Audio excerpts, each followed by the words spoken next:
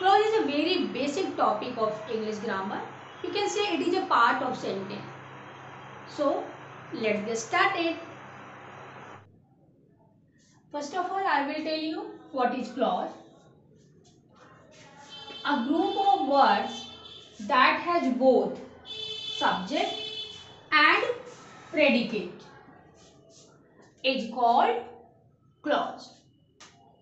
So it is very clear, a group of words. A group of words and that has both subject and it is clearly you can understand that it is a part of sentence. In a sentence also I have explained a group of words that makes a complete sense. So it is also making a complete sense because it has both subject and the predicate. So it is a clause. In Hindi it is called upavakya.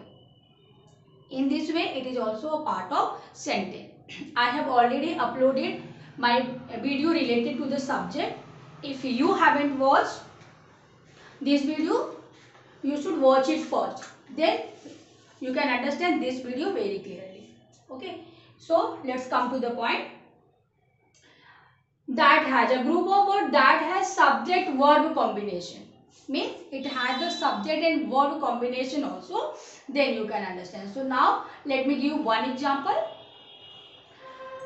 My father bought a new car. As you can see here, it has both subject. My father is a subject. Bought is a verb. And a new car is an object.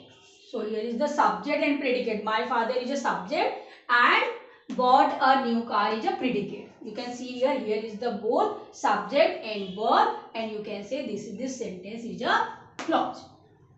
I hope it would be clear. Look at another example. He plays cricket regularly. You can see here, here is also the two part. Subject, he is a subject. Plays cricket regularly is predicate. So it also making a verb, subject verb combination. So it is also a clause. I hope it would be clear. Now we will talk about the types of clause. Types of clause.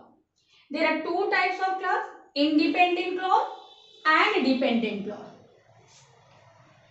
As you can see here, dependent, its meaning tell you its definition. It means independent. The sentence which is independent. A complete sense by itself. A sentence that makes a complete sense by itself is called independent clause. And dependent clause. Dependent clause means this sentence, subject, verb and combination depends on the independent clause. It cannot stand for itself. Dependent clause cannot stand by itself. It's need to take help for independent clause. Look at the example. I hope after the example, both the types, independent clause and dependent clause, would be clear. I hate people who waste time. So it is the independent. I hate people. It is the independent clause. It is making the complete sense. I hate people. Yeah. Without making this part, if you can remove this part, who waste time, you can understand it. It is making the full sentence. And who waste time? It is dependent because this part depends on independent clause. Okay. Now I am moving aside. You can take screenshot or just note it down.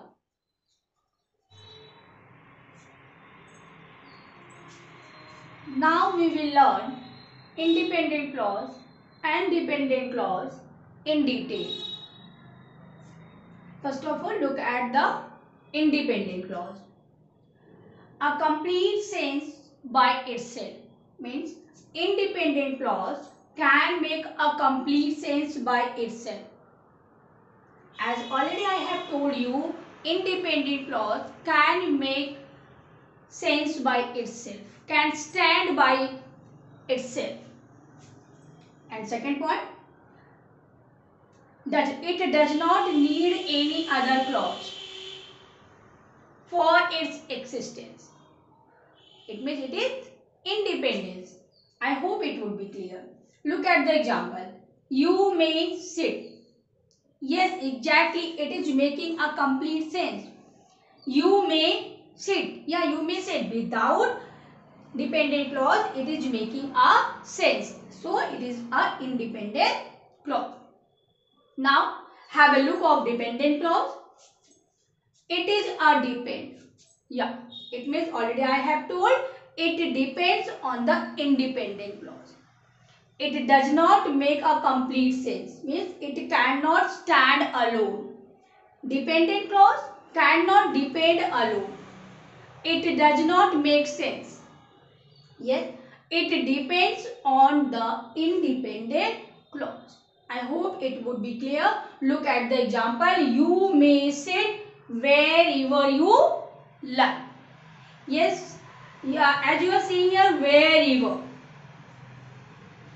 Now, we will learn wherever and how we can join the clauses. So, I hope it would be clear the dependent clause and independent clause. Now I'm just moving aside. You can take a screenshot and note it down.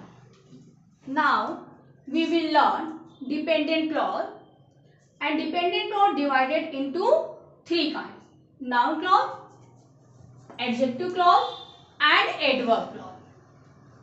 So now we will learn all the three one by one. First of all, noun clause.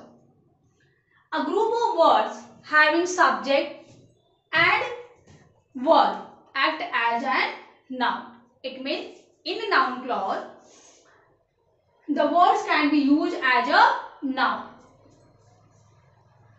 Let's look at the example. I fear that I will fail.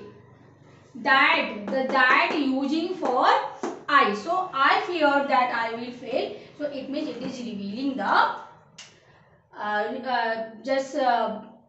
the noun. So it is a noun. We can use such word while making the noun clause: what, how, that, and why. I hope noun clause would be clear. Now we will learn about adjective clause. Group of words having subject and verb act as an adjective in a sentence. It means how you can recognize the adjective clause. It means its work. Adjective clause can work as an adjective in a sentence. Look at the example. The umbrella which has a broken handle is mine. Which has a broken handle. It is describing the broken handle, is describing about the umbrella. So in this way, this is the example of the adjective clause. These words can be used in adjective clause: which, who, whose, that, and whom. So I hope adjective clause would be clear. Now look at the adverb clause. In the same way, a group of words having subject and verb acts as an adverb. You all know what is an adverb. So it works as a adverb. They rested. Look at the example. They rested when evening come. It means it is revealing the adverb. In this way, it is the example of the adverb clause. So here you can, such word we can use in while just revealing the adverb clause: when, where, because, if, although, and until. Look at more example in adverb clause. I do it because I choose. So in this way you can divide the dependent clause, can be divided into three: noun clause, adjective clause, and adverb clause. I hope it would be clear. So it was the explanation about clause. I hope it would be clear.